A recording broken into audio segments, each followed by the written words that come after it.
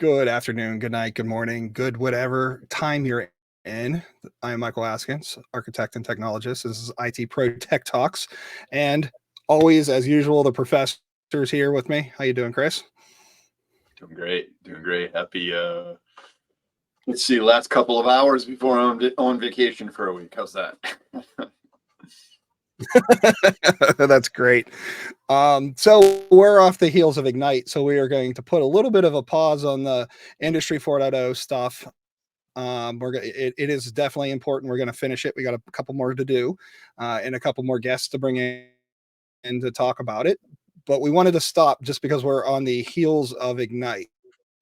So if you're in person, you're probably at the airport as we're recording this. If you were virtual, you're probably in your backpack burning down the rest of your Friday afternoon. So hopefully you're getting through that material because there was a lot of good stuff that has come out of it. So I'm going to put a big asterisk here and say, and we were talking about is announcements that were made or features that were discussed at Ignite. Obviously there's a lot of resources out there, everything from podcasts, the blogs, the vlogs. So what we're going to do is just kind of distill down some of the top things that we've experienced or we know that's out there. And what we're going to do on the heels of that, and hopefully I can get Chris to capitulate. I'm putting him on the spot now because I didn't ask him and he doesn't even know this. So I have an event for some of the local people in the Great Lakes, Mid-Atlantic region, a digital event where we're going to deep dive and kind of have a panel type thing. So if the timing lines up with Chris's very busy schedule, we're going to try to get him on that panel. But we're going to have a little bit more deep dive. There's like 50 organizations already signed up to review that. So that's good exposure for this technology, and we're super happy to be able to do it. So what did you think? What was your impressions of the hybrid Ignite experience, Chris? Oh, I hate it.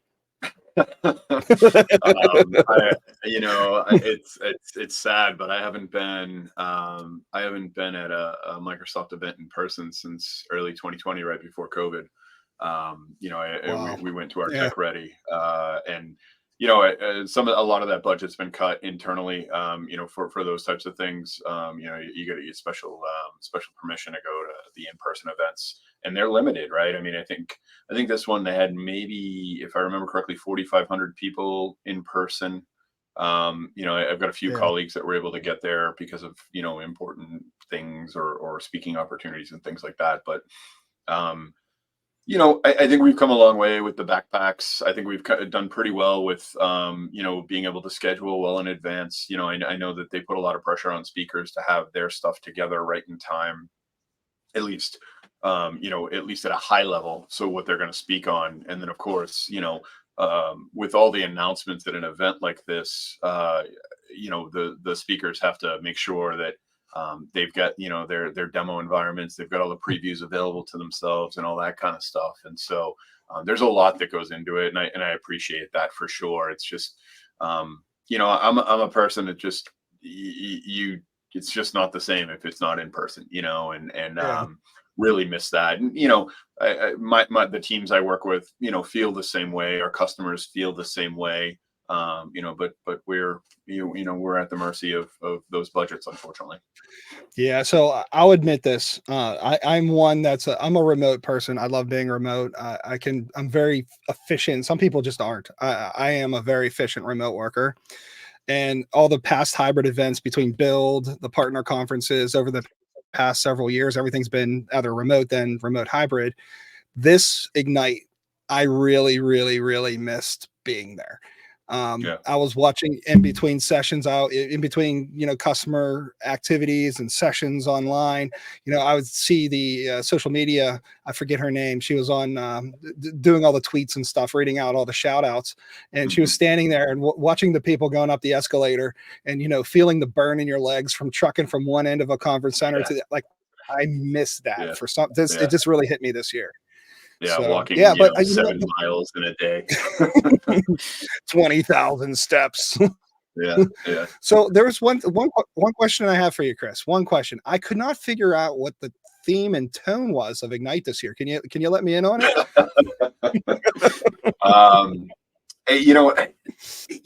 not positive, but it seemed to have something to do with artificial intelligence. Oh, yes. Yeah. Yeah. I did hear that a few that. times. Imagine that. Yeah, Well, I a lot of kind of good had a stuff, right? hunch. Yeah, yeah, but I kind of had a hunch when if you look at the our Q1 calendar Q3 quarterly earnings report, and we invested 11.2 billion dollars in AI. So that was one of the line items, right? Yep, I think that kind of might have tipped off some people. just I a little. think yeah, yeah, a tiny bit. I haven't been able to catch a lot of the sessions just yet. One of the ones that I'm super excited about, and I was able to catch as part of the keynote was, our co-announcement, if you will, with NVIDIA. Yeah, Bringing the Foundry service to Azure. The continued co-innovation with them for building the world's fastest supercomputers. Just having that partnership is incredible. Just on top of everything else, and the fact that the Nvidia CEO still came on stage even though we launched our own chip, right? yep, Makes it ever more interesting. But yeah, we're starting to see where those investment dollars are going for sure. So hopefully the shareholders are pleased. The market's been insane all week, so I don't know if it's a direct relationship or if it's just because of the inflation news, whatever it is. But I know my portfolio is looking pretty good as a result. yeah. I just met with my financial advisor a couple weeks ago, and all signs look positive for the moment. I'm For not sure. scrambling, so that's a good thing, right?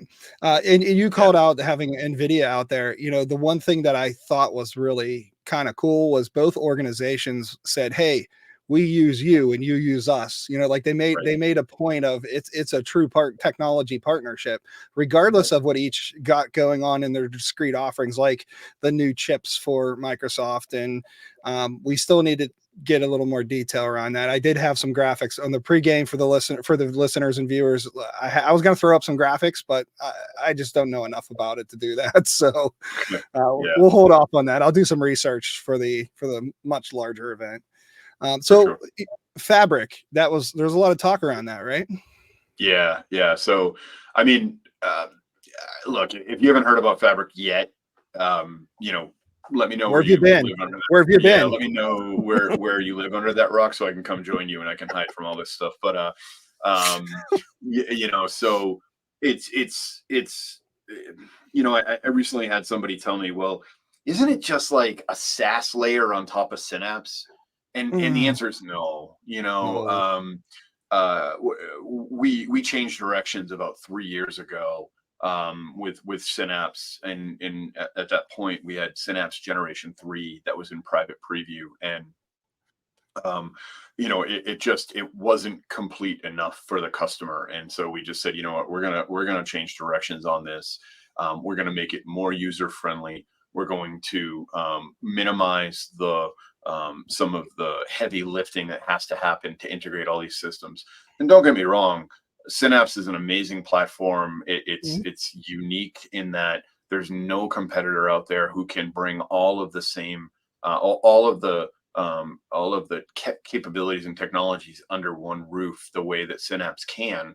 But I think the feedback was pretty clear that it was pretty challenging for people to be able to do those configurations, and have to really get under the covers and do the fine tuning to make sure that whether it was connections or permissions or various configurations and all of those things that go into it. I think that the demand was there. We see the amazing growth that Snowflake has had, and the way that it's been adopted as purely a data warehouse engine, right? Synapse has a Spark engine. Synapse has direct ties to machine learning capabilities, and the Azure Data Explorer, so for that deeper analytical engine, time series and all that type of stuff. So, and that's on top of the massively parallel processing engine. So you have all this stuff in one, but really, customers needed more. They needed a way to build this in a friendlier way. And then on top of that, just having, support for things like Delta, and the Delta Delta Lakes. standard Yep. coming out of Databricks, right? And having that capability, being able to build the lake house, with all of the integrated technology. And oh, by the way, not have to wait, hours to spin up this technology, and so, yeah, I mean, in some ways it's a sassification, but you've got new capabilities, Activator and some of the other stuff that got announced, and kind of looking forward, is what we can do with Copilot, and having that, sort of ad hoc analysis, with natural language that far surpasses, any of the NLP capabilities we had previously with dashboards and things like that, Hmm. to be able to build a dashboard by, saying, here's what I want. Provide Yeah. me, a report on the analysis of our inventory holding costs for the last 3 years, and really get a pretty dramatic, output for something that's simple. So, those two things were super exciting as part of this, and this event. Yeah. I thought I sat in on a session, and the thing I thought was really cool was the ability to build a data catalog basically automatically, right? So it's going to look Yeah, at your data source. It'll use the common nomenclature for, like, especially if you do a lot of, citizen report writing or whatever, or if you have it out to the masses and they don't understand the nuts and bolts on the backside, you can generate that data catalog. So the time it takes for you to, if you're saving, 5 minutes each time you need to try to cross-reference a table and figure out what it's for, and you have like gobs of tables, think of the time save there just alone, and being yeah, able to, programmatically build it with natural language was really cool. yeah, Yeah, yeah, absolutely. Yeah, I dug that. Yep. yeah, and it's funny because, being in the space I'm in, I get a lot of questions around: is this going to replace jobs? Is it going to replace people? And those types of things. And eventually, yes, right. I mean, that goes without saying. And I'm, obviously a lifelong learner, and have that mindset that, I'm not going to let my skills get cold. But at the same time, in the short term, it's going to help us gain a lot of efficiency, right? It's going to help us cut out a Mhm. lot of waste. You want to do analysis on a competitor. You can have a pretty quick output of all of their public related information, using GPT-4 Turbo, to scour, anything related, to their quarterly financials, or their website, or investor blogs and all that kind of stuff. So, just having that power at your fingertips is amazing. Yeah, you're right. And one of the things that struck me was the intelligence side of, GPT-4, and all the additions of beyond, or capabilities beyond what we're used to, like, okay, let's ask it a question. Well, it has the ability to analyze video now. It can look at video, frame by frame, and extract and use, the algorithms to make real meaningful, summaries, or real meaningful decision recommendations based upon what it sees from a picture and a video, not just go into Dolly and say, hey, give me a graphic for a web page. It's, super deep now. It's like crazy. Yeah, yeah. I definitely dig it. And really, I mean, kind of coming off of that, right? We got the announcements from OpenAI. I think it was last week, if I remember correctly. Where they had their annual conference, to announce all the new updates coming to, all of the GPT models, and DALI 3, and all that great stuff.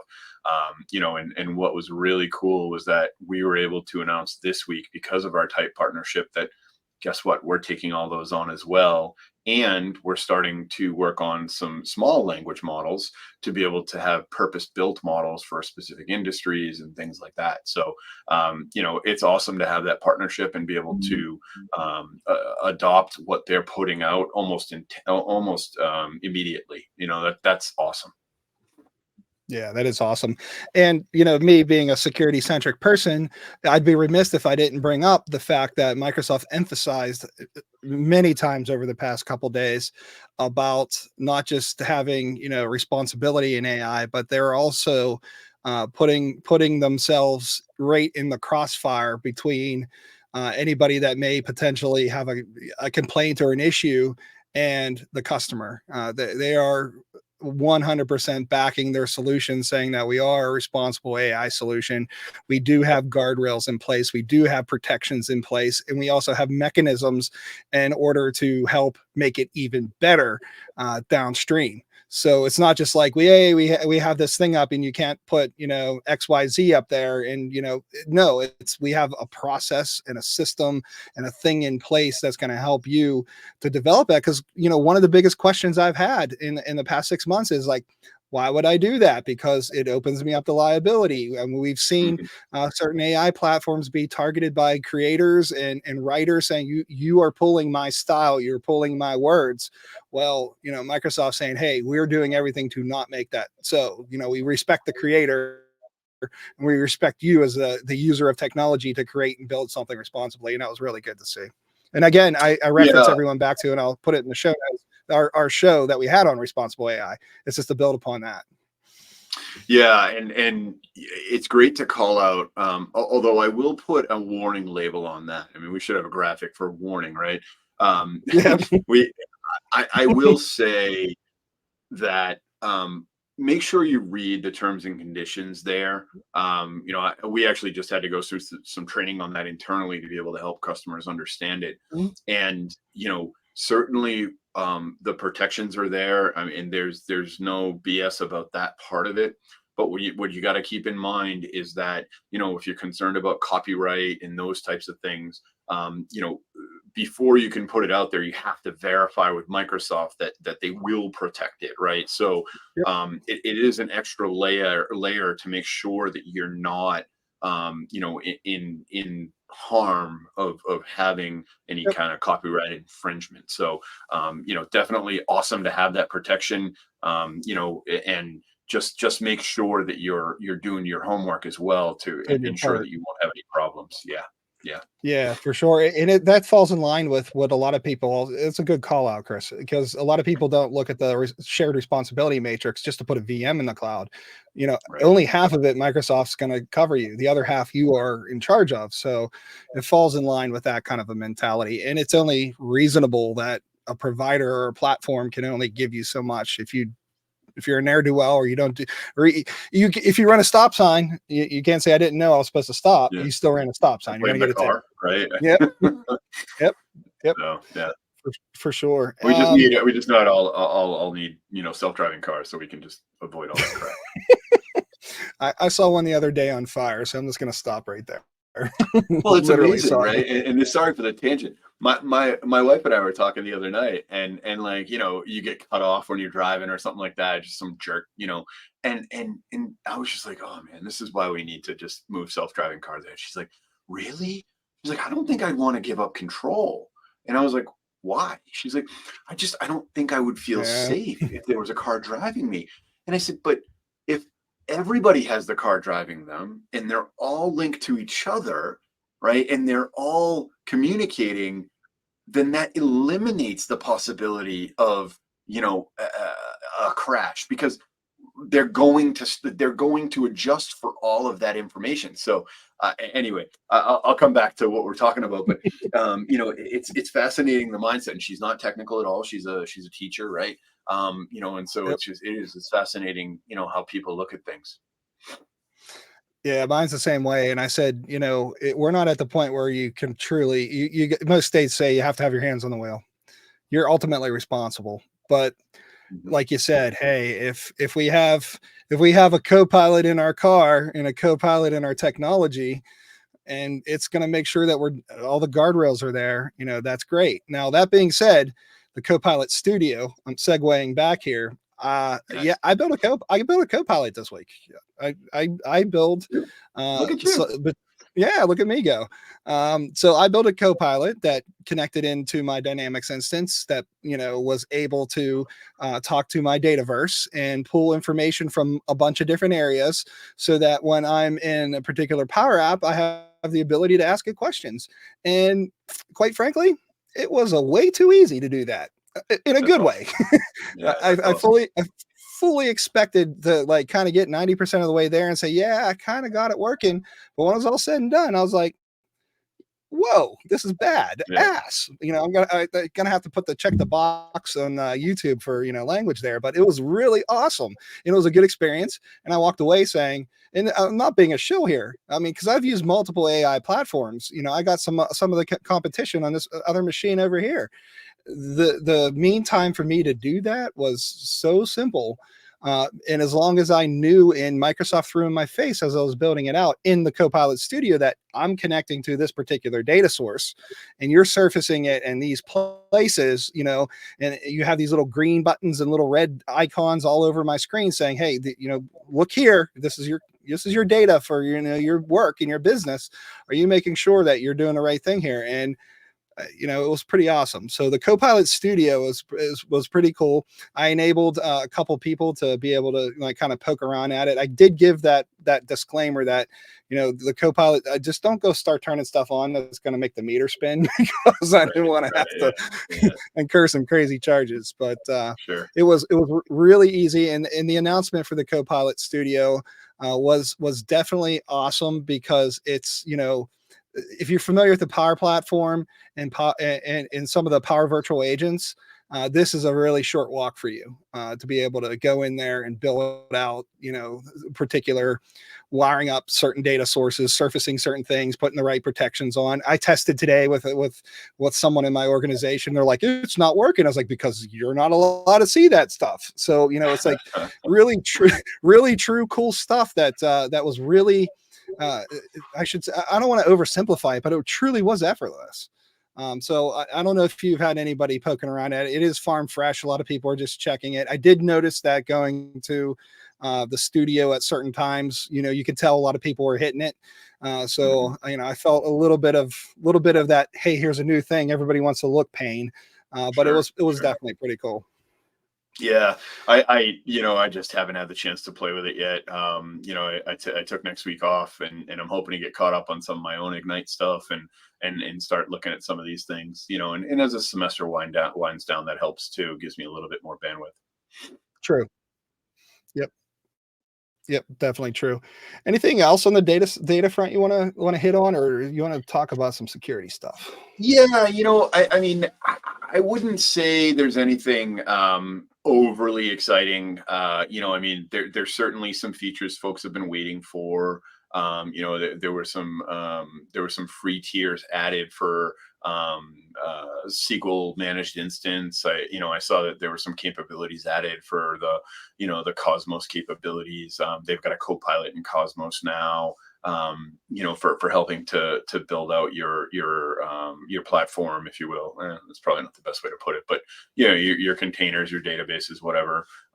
You've got a lot of updates along the lines, Postgres and stuff like that, right? So a lot of the typical updates that maybe aren't as exciting to me, but I'm sure somebody who's been waiting for those, particular features, it's super exciting for them, right? That they can finally close the loop on whatever project they were working on. So, and then I think the only other thing is the actual Azure Copilot, right, for helping you to design systems and Yeah. inventory your environments and things like that. I'll be really curious to see how that comes along.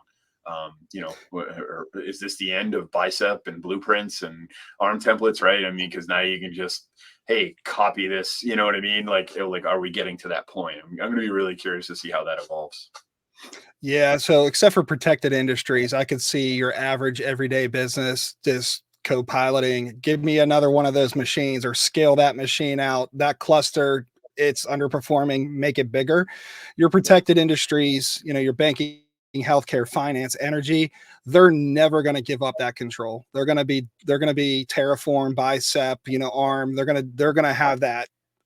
They should anyways if they're Yeah. my experience is the control they want. I'm going to rewind a little bit. You mentioned that it might not be important to most people, but there's somebody out there. I got one of those. Oh, dear. Okay. I got one of those Talk to ones me. that I'm going to bring up. And people are people are going to be like, why are you even bringing this up, because we go dig deep on like security and tech and data. Universal print. So one of the biggest challenges organizations have from just an operational tech perspective is print drivers, print spoolers. When you have cloud enabled machines, your local IT guy has to run around and like try to map you to a printer when you visit the office. All of that has been, I should say, will be fixed. It is universal print has been around, but the biggest problem was you have to maintain a box and still spooling and all that happiness. I want to say nonsense because it's just maddening to have to deal with printing. Well, universal Yeah, print yeah. is the last workload to move to the cloud, right? Hmm. We're moving it Yeah, to the yeah. cloud. I say we like I built it, but Microsoft's You moving it to did. the cloud. Anybody anywhere, you, anybody anywhere can print. Now, what's even better is any device anywhere. That mentality comes along too because Mac OS now supports universal print. It's in preview. It'll be released here shortly, but every device everywhere is going to be able to handle that. You don't no longer have to say where's your local printer. You can just go Right. right into your universal print, select it, and go. That's my little. It's important because the nonsense that goes along with printing. You No, take Azure VD. actually, yeah. No, no, keep going. I was just gonna say, you take Azure VDI, you take Windows 365, you take those two in cloud machines, which now they actually have a watermarking on those, so people can't take pictures and screenshots of. Super cool announcement too. But you take that abstract machine that's in the cloud, and then now you're trying to print down to a Zebra printer, label printer, or if you're in pharma and you have the test tubes and you have those specialty printers, you can now just like make that universal across your org and scope it to those users, and wherever they're at, they can go to town. It's cool stuff. Yeah, yeah. I'll be curious because there's an age old unfixable bug in universal print. And Steve Gibson from GRC, GRC, yeah, I think that's it. Yeah, yeah, GRC. They've had the Security Now podcast forever. I mean, I've been listening to that for almost 20 years. They were like one of the initial podcasts in that space. That's one thing he's spoken about a bunch of times is that how, Windows has never been able to fix that bug. And it was because it was at the core of the way it was built originally that it couldn't Yep. be resolved. And so, hopefully this gets us out of that issue where, it is a vulnerability. It's hard to exploit, but it is a vulnerability. And so hoping that this actually resolves that issue. I'm with you 100%.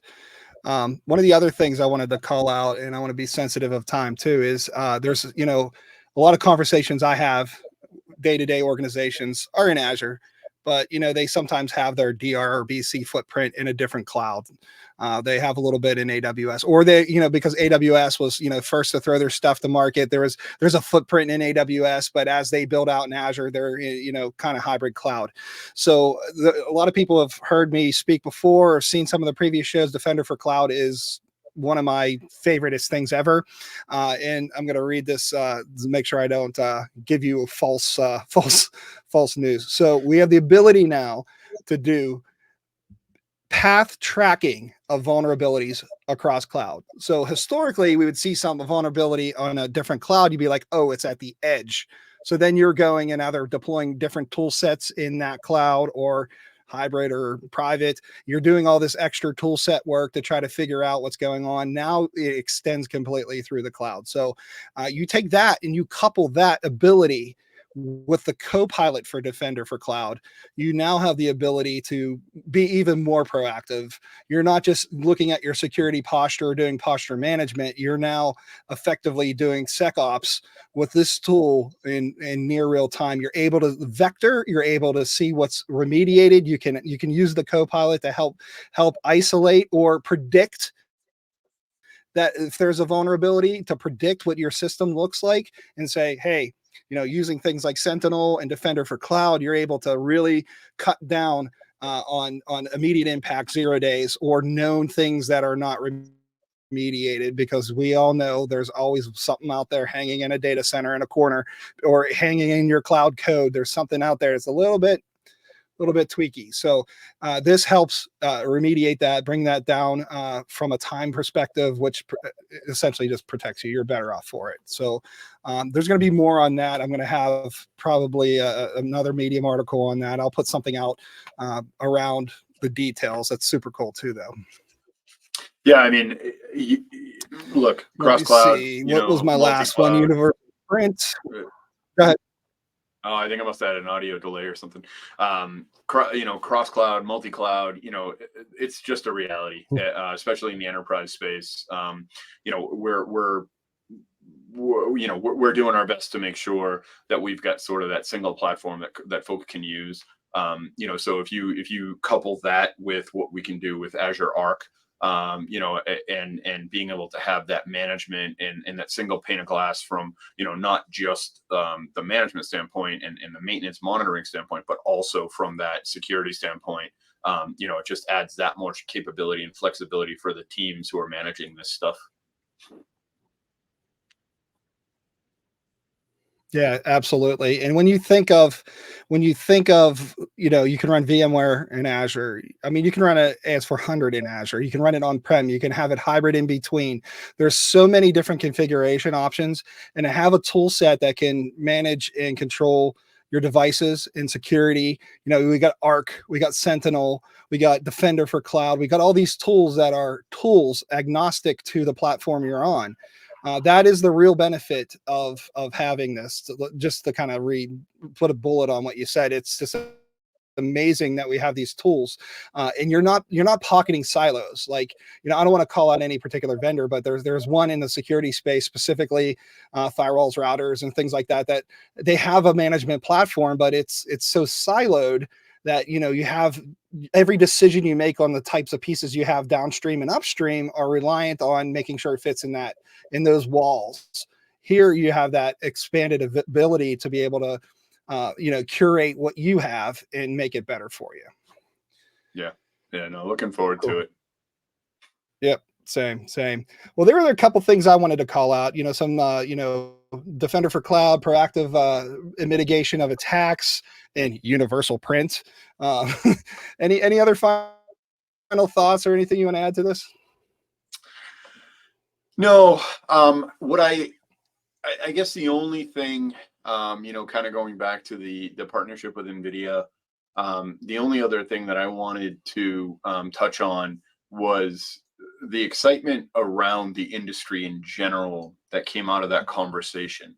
You know, we've got these whole new pockets of lines of business and companies and opportunities for our partners, um, to, you know, develop their own co-pilots, right?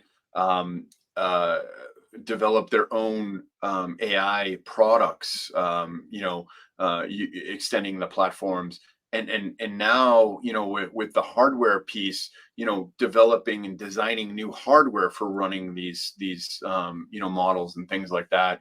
You know, the new data center that they announced, you know, where it's a specific data center for AI workloads only, right? I'm excited about the growth in the ecosystem around us.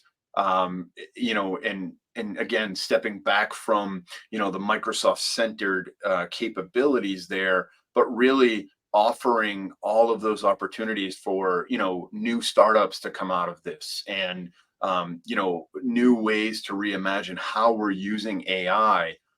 It's just a super exciting time to be in tech. Yeah, double down on that statement. I agree 1,000%. And, you know, even if you're not, you know, a consumer of Microsoft and you're using some other adjacent technologies like a NVIDIA or, you know, OpenAI products, you are indirectly a Yeah, user of Microsoft solutions, right? yeah, And it's yeah. just wide open, like you said, it's wide open. It will be an interesting time.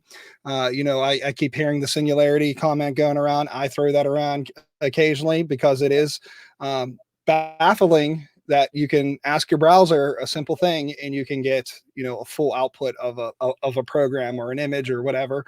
So yeah, I'm with you. I'm on board. I thought the experience was really good. I actually made a comment. I was going to say this at the top of the hour, and I forgot. You know, the keynote speaker, the keynote speeches both days. I made a comment. We had a little Teams group, chat group. So as things were going, we would throw comments in there. I threw into the chat. I was like, "Is this build or is this ignite?" Yeah, And then yeah, somebody replied back and said, "What's the difference anymore?" And I was like, "Good point." Yeah, yeah, There's yeah. so much code in all levels of IT. Skill up, skill up. That's all I got to say. Yeah, yeah, and you know what? So if there's To that any, point, right? This is the only company in the world where we can run 3, 4 conferences a year that are this big, and have all of the announcements. yeah, All of our competitors have one, right? And so again, it's super exciting that we can just have so many new things come out, with these types of events, and it just seems to never end. It's awesome. yep, I agree. Well, on that note, I think we should sign off. We're kind of at time. So listeners, please subscribe to the YouTube channel. I'm going to put a big disclaimer here. We got lots of listeners on the audio side. So we're on the YouTube side now. So please like and subscribe on that platform so we can keep going and bringing this to a different level. We have lots of ideas on what we want to do, but we can't do it without your thumbs up, like, and subscribe. It's cheap. It doesn't cost you a thing, just a thumbs up and a subscribe. I kind of took that line from a creator I watch, Diesel Creek. He says that at the end of every show. It's like, give me a thumbs up and subscribe. It doesn't cost you a thing, and I can't tell you how much that's truth. So just kind of, we want to appreciate you, and we would like you to kind of like our stuff so we can keep giving you stuff. Video side, we're going to be putting a ton of new stuff out. Audio side, unfortunately you're not going to see the cool stuff. So jump over to the video side. On that note, thank you again, Chris, as usual. We're going to get back to Industry 4.0, and we'll see you on the next go. Thank you all. Have a great